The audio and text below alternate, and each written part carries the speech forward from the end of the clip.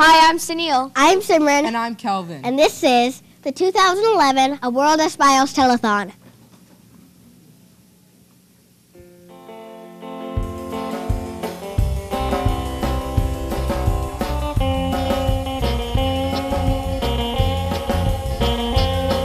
देखो अब तो किसको नहीं है खबर देखो अब तो किसको नहीं है खबर तुमसे है दिल को प्यार तुमसे है दिल को प्यार देखो अब तो किसको नहीं है खबर देखो अब तो किसको नहीं है खबर तुमसे है दिल को प्यार तुमसे है दिल को प्यार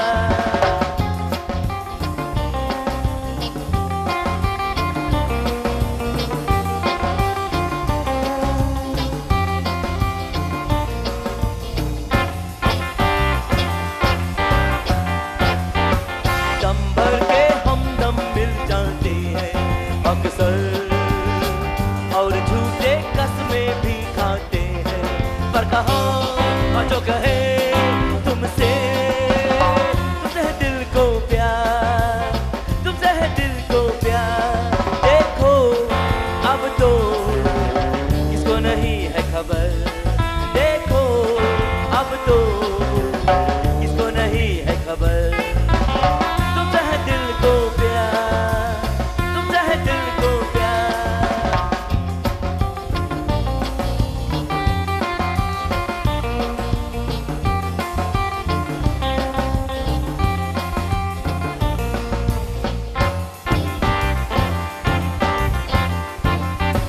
हलचल में हम दोनों की हस्ती और पल चाही है हर तू ये अलमस्ती मेरी जान जो कहे वो तुमसे हलचल में हम दोनों की मस्ती और पल चाही है हर तू ये अलमस्ती मेरी जान जो कहे वो तुमसे तुमसे है दिल को प्यार तुमसे है दिल को प्यार देखो अब तो किसको नहीं है खबर देखो अब तो किसको नहीं है खबर तुमसे है दिल को प्यार तुमसे है दिल को प्यार तुमसे है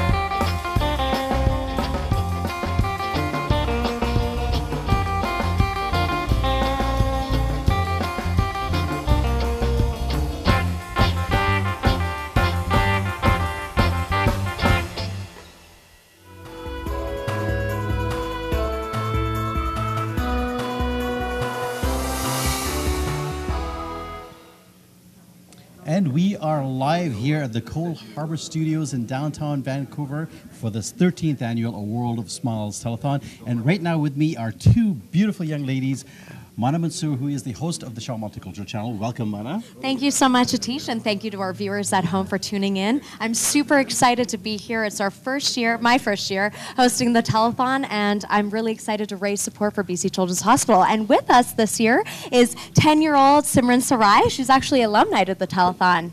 Simran, how are you feeling? Very great. Are you excited? Totally. Are we going to raise a lot of money? Yeah, Yes. definitely.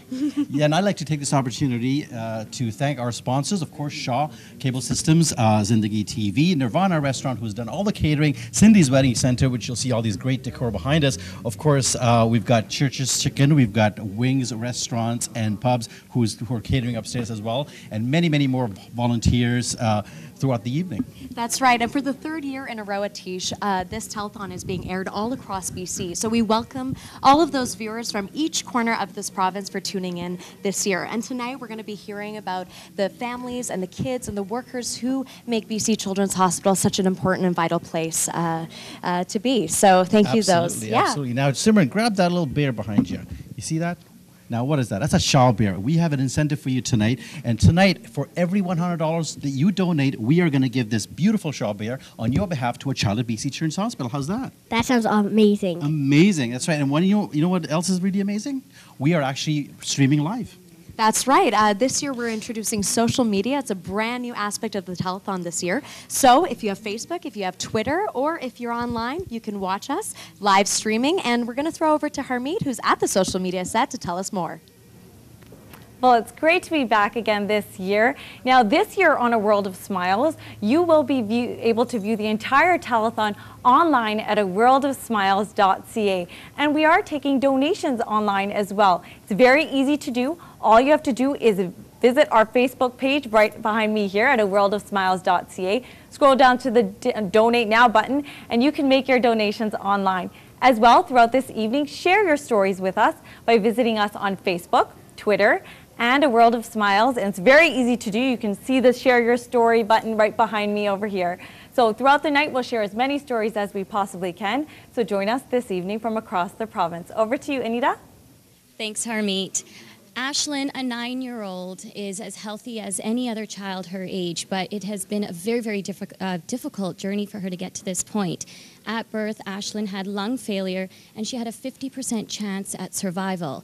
Today, she's a very healthy girl, and her family thank BC Children's Hospital for her survival. Here's a glance at Ashlyn's story.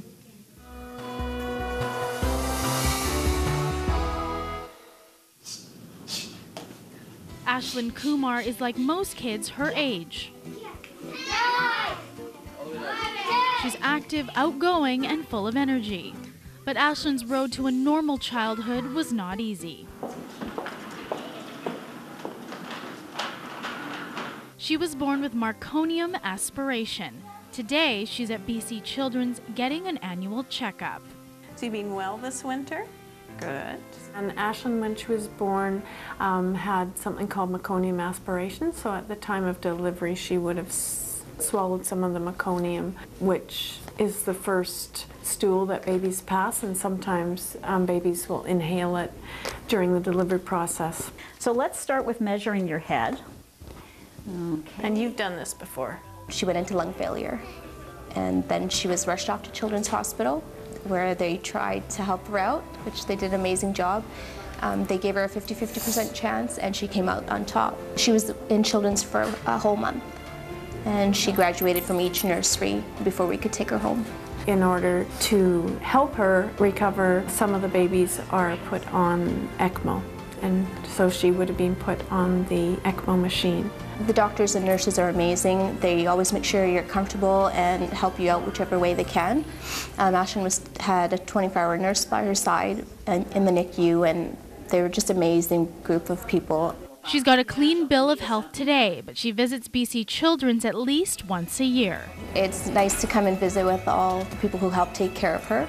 This hospital means so much to us that it's very emotional for us, because without them, she wouldn't be here today.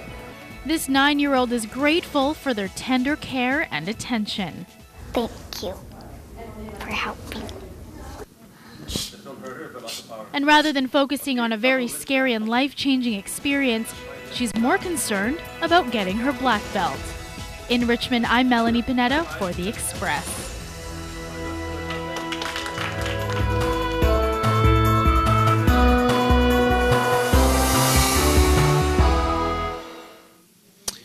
Wow, that was an amazing story. And joining me right now is Anita and Ashlyn Kumar. How you doing? Good. Yeah. Are you excited? You look beautiful, by the way.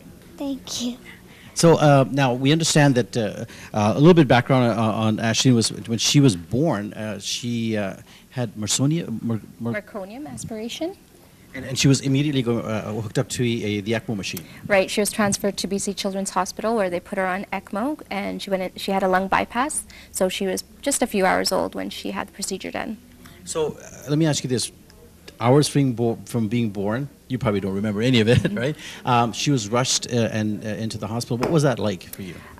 Traumatic, firstborn child, you have different expectations, but Children's Hospital is amazing. We're so thankful for all that they've done for us, and we just want to, thank them. So we're very lucky to have everybody here and all the staff, and the reason she's here today is because of the hospital. So what are some of the things that the hospital staff did for Ashlyn to go through all this? They made sure she was always comfortable, that she always had a 24-hour nurse by her side. They were great with the family as well, very supportive, made sure we were comfortable, and let us know every step of the way, everything they were going to do, and the procedures, and just to make sure we knew what was going to happen, and and just the prayers that they did for us as well. Wow. So Ashleen, do you have any shout-outs to give out to any of your friends that are watching today? What school do you go to? James Whiteside. So they're probably watching you right now, aren't they? I don't know. What does the future hold for Ashleen? She's an amazing little girl. She's come a long way, and now she wants to give back to the hospital as well. So we are fundraising for the Child Run, and she started her own team this year. So we're doing really well. Awesome. So you're going to do the Child Run next week? Yeah. Wow, that's great. Well, thank you for sharing the story with us, and what a brave little girl. I admire you very, very much, and thank you for coming down here and sharing your story with us. Perfect. Thank you for having us. Okay, over to Mana and Simran. Thank you so much, Atish. Now, Simran, you told me backstage that you're a pretty big hockey fan. Is that right? Really right. So you've been watching the playoffs? Yeah, definitely. How many people do you think fit in Rogers Arena? I don't know. It's actually close to 20,000 people. Isn't that a lot? That is a lot. Well, did you know that on average, the BC Children's Hospital has 78,000 visits a year? I think we might need another hospital. That's right. That's 4 Rogers Arena full of people to the brim. So that's why it's so important to pick up your phone, 604-629-2020, and make a donation to BC Children's Hospital so we can keep it a world-class facility. Over to you, Anita. Thank you, Mana and Simran. What I have in my hands right here may look like a little toy, but in fact, it's a little dinosaur mask. And what this little dinosaur mask, what it does is it basically calms down a child. So a child doesn't think that something serious is going on. And because they're calm, you're able to have the medication that they require administered in the amounts that they need. And this is exactly where your dollars are going tonight, to provide pieces of equipment such as this for little patients at BC Children's Hospital. So dial that number on the bottom of your screen, 604-629-2020. And now we're going to move along to some entertainment. Here's Shane Punjab.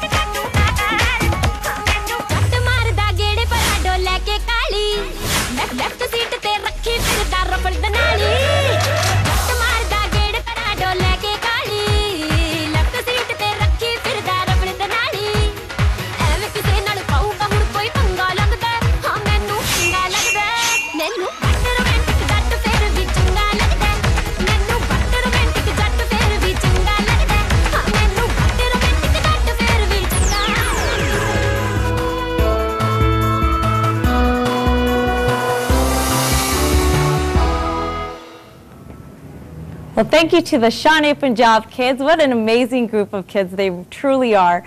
Now, throughout the night, as I mentioned, we're going to be checking your Facebook posts as well as your Twitter messages. Now, I have one such Facebook story in front of me now.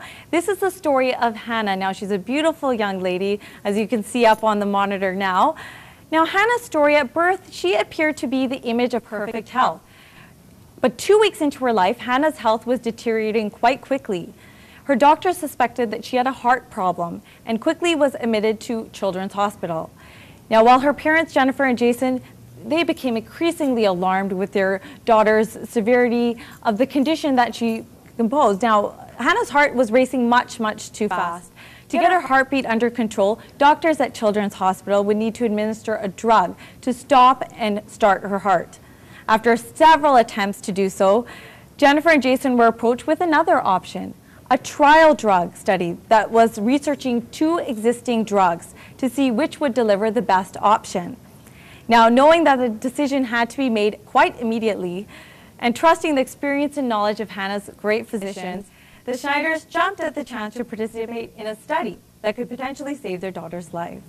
Now, after just a few adjustments to the medication, the treatment was a success. 2 weeks later, Hannah was able to return home with her family. Although the future is still uncertain for little Hannah, doctors are hopeful that she will outgrow her condition and continue to live a happy and healthy life. So Hannah's story has now been posted on our Facebook page, and her mom actually is quite an avid blogger. She comes on BC Children's Hospital's online community, and above me here, she actually has already made a comment about her baby girl. So thank you so much, Jennifer, and the entire Schneider family for sharing your story. Now, Jennifer actually posts online on the Sunshine Stories page of BC Children's Hospital Foundation's website, and you can see her post just behind me here. So thank you very much, and keep those stories coming throughout this evening. Over to you, Atish. Thanks, Harmeet. And you know what? I'm actually watching you live on my iPhone. Isn't that great? Right now, behind me is the Miracle Maker panelist. We have Barinder Osodi, the Council of City of Surrey. Barinder, Nicole, I knew I was going to get this name wrong. Poitras, right? Letitia Naika from Wings Restaurant and Pub, and Akash Sublok from Sublok and Sublok's Notary Public. Are you bringing all the cash in here, Akash? I'm trying to. You got good security here? Yes, you do. I'm trying. Yes, definitely. Call them up and tell them to bring bags of cash. Everybody needs to call in right now. And you know, I've had some wonderful calls. I've got builders calling in. I've got realtors calling in. I've got accountants calling in. I've got notaries calling in. Everybody's trying to outdo each other. This is wonderful. Are you calling out too, right? I'm calling out. Everybody's calling in. It's just great.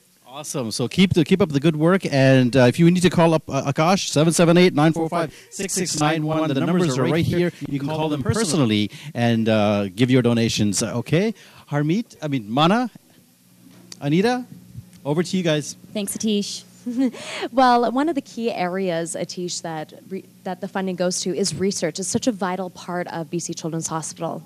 That's right. One of the biggest things that needs to be researched is diseases, and a great example of a disease is cystic fibrosis. Now, children just 25 years ago with cystic fibrosis weren't able to see their 18th birthday, and now because of your generous dollars and donations over the years, those children with cystic fibrosis are able to see into their 30s now. That's amazing, and that's why it's so important to give, so that we can continue that research and make that more of a reality.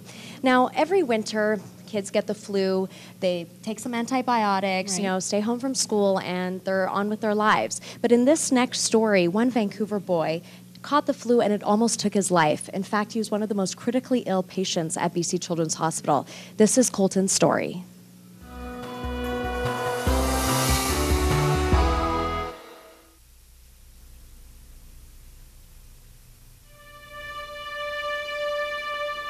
He came down with the flu, and we thought nothing of it. We had no reason to think that a 6-year-old boy who was perfectly healthy would have a heart attack. It was just an ordinary flu bug, but it made Colton Beckler of Vancouver so sick, he was admitted to BC Children's Hospital. That's where Colton suddenly went into cardiac arrest a day later. The flu virus had attacked his heart. The nurse gave me a mask and I held it over his mouth and I'm trying to say, "Breathe, Colton, breathe." I think he was trying at that point. It was so surreal. And then I just remember 8 doctors surrounding the bed and I was in complete shock. I believe someone told me later I was as white as a ghost. After 90 minutes of CPR, Colton had still not revived, and he was placed on a heart-lung bypass machine called ECMO. The ECMO machine kept Colton alive, but just barely, as his heart was still not working, and his lungs and kidneys soon shut down as well. I didn't think he was going to make it. It was very, very surreal. It was very numbing. Very numbing. Feels like your world stops. And life's never the same. They kept saying that we should prepare for the worst. The first 10 days we spent in the waiting room at the hospital, and we'd wake up every few hours to see how he's doing. Colton hovered between life and death for 4 long weeks. Slowly, Colton's organs began to work again. After nearly 100 days in ICU, he was finally able to go home. His younger brother, Braden, was so traumatized by the ordeal that he didn't speak outside of their home for the entire next year. As for Colton, his heart was still weak and his lung function was only at 30%. No one knew if Colton would ever be an active boy again. First time he came to the clinic in a wheelchair because he couldn't even walk. And then, and about a month later, he came in with a big smile on his face because he'd walked from the car to here, that's about 100 yards. And then another month, he's sort of running in. 3, 2, 1, go. 3 years later, both Colton and Braden have recovered. Colton is even strong enough to once again take part in his favorite activity, hockey. We'll run into people from the hospital. They'll say, hockey? Really? He's playing hockey? I go, yeah, and enjoying every minute of it. So they're quite shocked to see that he's come that far. It's amazing. Best word to describe it. Good job, boys. Well done. Great job, guys. Everybody up, okay? And look straight ahead. Nobody knows why a regular flu bug stopped Colton's heart. Researchers at Children's Hospital are studying why some kids' immune systems can't handle everyday viruses. One thing is certain, Colton survived against incredible odds. Sure, he is a miracle. It is beyond the ability of science to describe and explain how he has gone from this terribly injured, damaged youngster surviving to a child who's on the track team. I kept saying to people that we know Colton, and he's a fighter. He's a redhead, and very determined. If anybody's going to make it, it's going to be him. We definitely will always need children's until Colton's 18 for both of our children for the rest of our life. We never know what's down the road, and I know we'll always need them.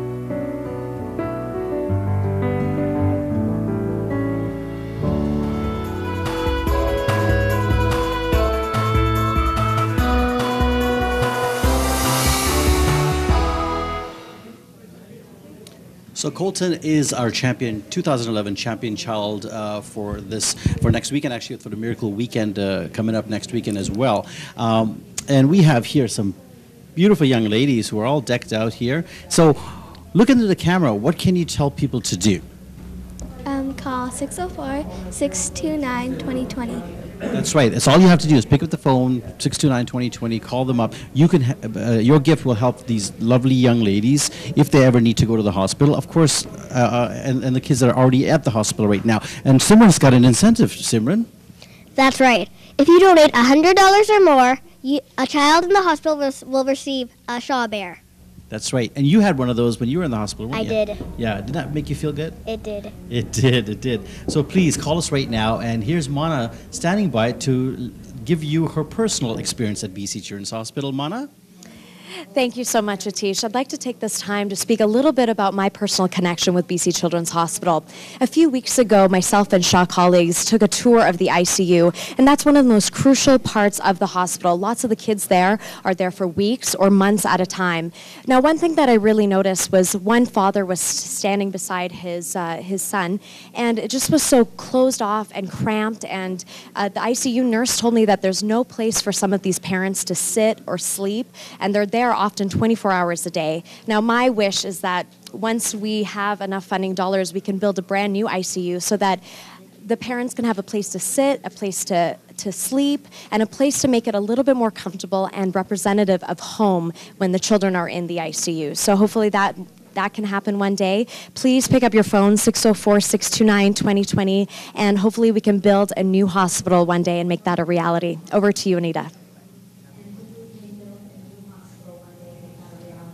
Thank you, Mana. And now I'm standing here with the president of UBC Bhangra Club, Taryn. And Taryn, you and your organization have been a part of the telethon for over 18 years. Why don't you tell us a little bit about how you've been involved and why you're involved? I've been involved with the club for the past 3 years. Basically, we're involved because we want to build our community from the foundation up, and that, of course, is the children. And it starts with their health, so they can come and bring us the new ideas to keep our community progressing. All right, so how exactly did you raise this amount that's on the back of this check here? This year we put on a huge culture show, Exhibition India. We've been doing that for many years now.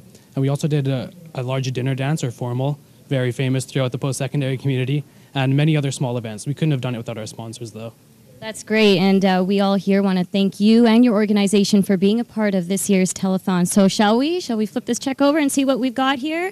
$19,000. That is amazing. Thank you so much, Taryn, and to UBC Bhangra Club. And now we're going to move along to a patient story from BC Children's Hospital. I can't even express the amount of gratitude towards all the donors that donate to Children's Hospital. Basically, you guys save our lives. I'm not even sugarcoating this, you really do. I think they really, really are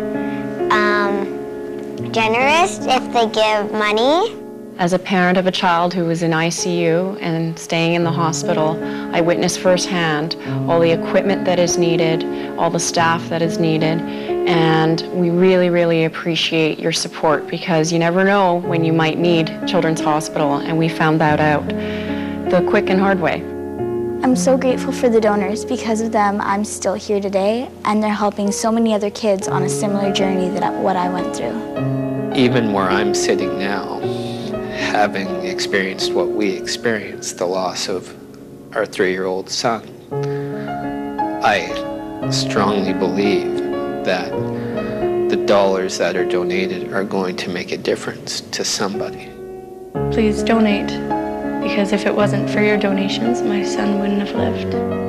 Somebody has to have come before you with the foresight and the generosity to allow the medical professionals to save lives. And to those people who came before us, I can only say thank you. Muito obrigado a todos. Grazie. Merci.